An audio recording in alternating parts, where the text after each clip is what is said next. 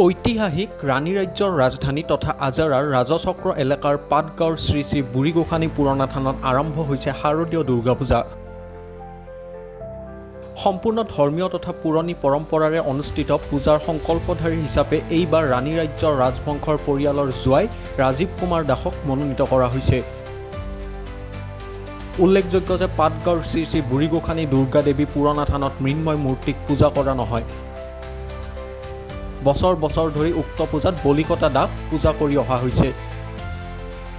এইবেলিও পূৰ্বৰ পৰম্পৰা অনুসৰি বলিকটা দাগ পূজাত বেদীত স্থাপন কৰা হৈছে।